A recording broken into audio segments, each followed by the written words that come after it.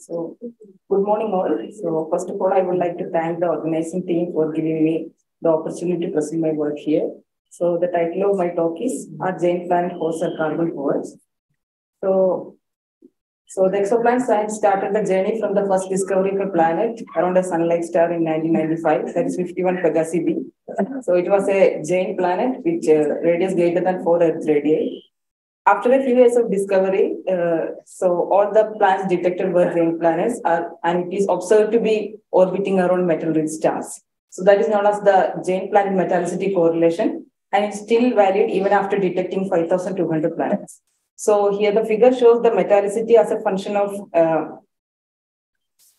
fraction of giant planets detected using transit and RV method. So in both cases, what we can see is that the higher the metallicity of the host star, then the higher the probability of detecting a giant planet host star. But the field star is not, field star means which star which doesn't host a planet, it's not showing the trend.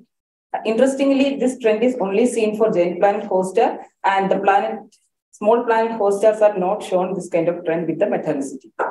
And it's also noticed that the mass of the detected planets is correlated with the average metallicity of the host star, like the mass of the planet increases to a certain critical mass as the metallicity of the host star increases to a 4 times the Jupiter mass, then tend to decrease.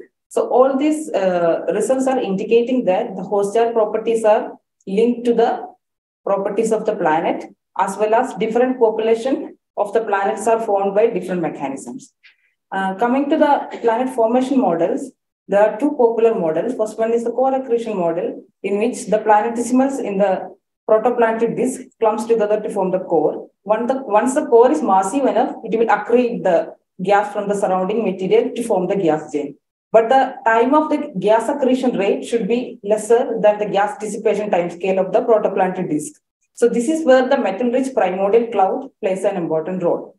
In the second model, the disk instability model, where the massive protoplanetary disk itself unstable, gravitationally unstable and fragmented, and this clumps together to form the massive core. Then once the core is formed, then it will accrete the gas from the surrounding material to form the gas giant. So this is a protoplanetary disk image taken from ALMA.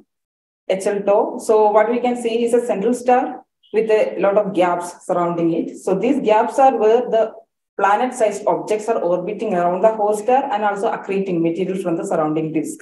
And as well as the remnant disk material is also accreted by the central star. This can also pollute the photospheric composition of the host star, means the central star. So coming to the protoplanetary disk, here, the composition of the disk is distributed radially as a function of condensation temperature. So this shows a typical diagram of the protoplanetary disk where the central star is there, and so close to the star, the temperature will be higher. So that region is mainly dominated by the solids, mainly composed of refractory elements with a higher condensation temperature. As we going radially outward, so the solids mainly dominated by made up of volatile elements, which has low condensation temperature. And also different elements freezes at different temperature. So that's what it's shown here as H2O ice-line, CO ice-line, so on. So which means that the composition is different at different locations of the protoplanetary disk. So which means the bulk composition of the planet changes across the disk.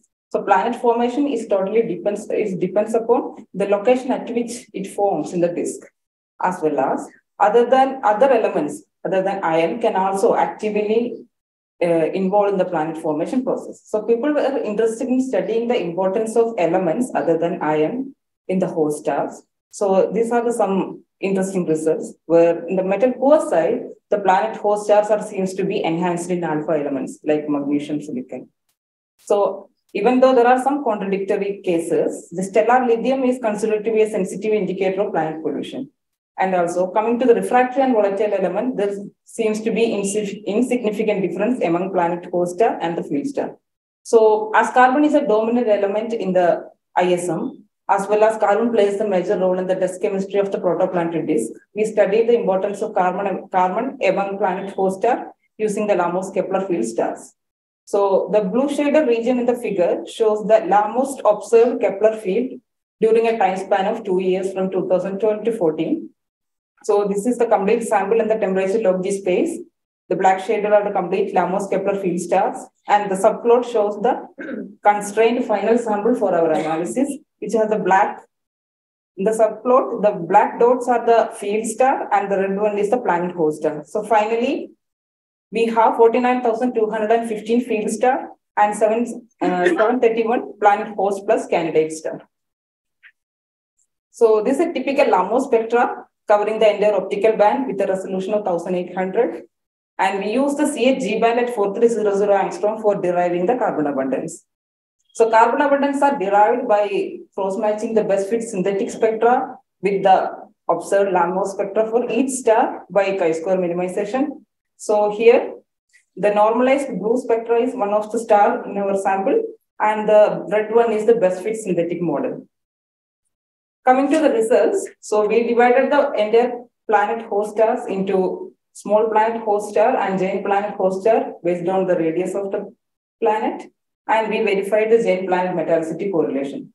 So the vertical dashed line is the mean value of the distribution of field star, small planet host star, and giant planets in blue, green, and red, respectively. So what we can see is that giant planets are preferentially found around metal-rich stars. Similarly, we did the analysis for the derived carbon. So what we can see here also, carbon is also enhanced in the giant planet host star. But what we have to check here is the galactic chemical evolution.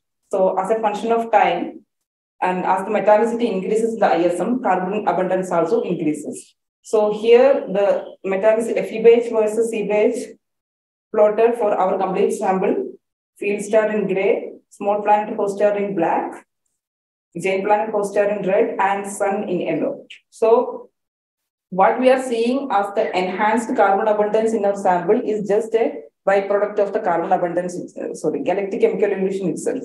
So, but what we are really interested in the relative importance of carbon with respect to iron in the planet host star. So we did the occurrence rate calculation of planet host star as a function of C by Fe. So we divided the complete C by Fe into 3 different bins like subsolar, solar, and supersolar represented in red, green, and blue here.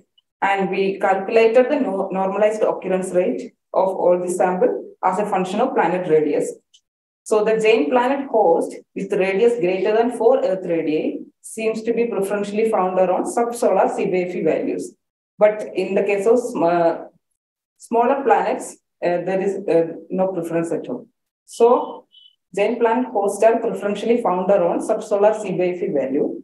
So that was surprising because, so as I said, carbon plays a major role in the dust chemistry of the protoplanetary disk, as well as carbon-bearing compounds are very common in the exoplanet atmosphere as well. So subsolar CBFE value indicating that carbon does not play an important role in the planet formation as compared to iron. So interestingly, recently the GAP survey also suggested that giant planet hosts have subsolar O by Fe value.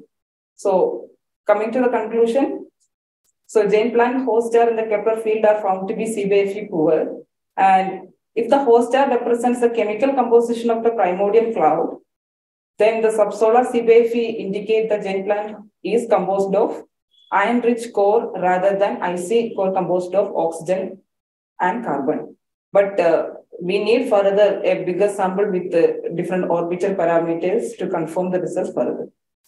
Thank you.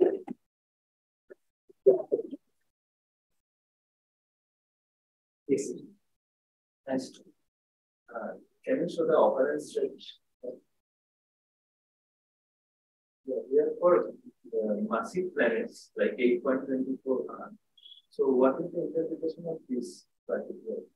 Yeah, so here the most dominating bin is the subsolar bin. So which means that the planet which having this particular radii are preferentially found around C by Fe, which is has subsolar value in nature compared to other 2 bins.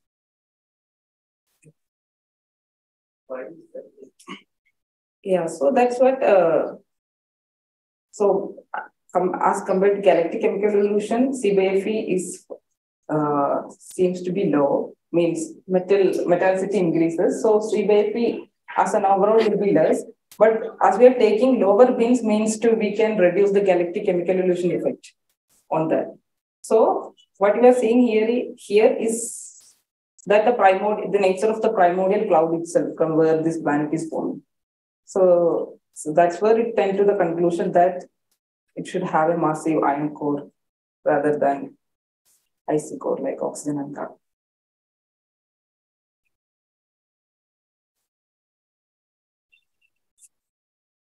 Long live India and France friendship.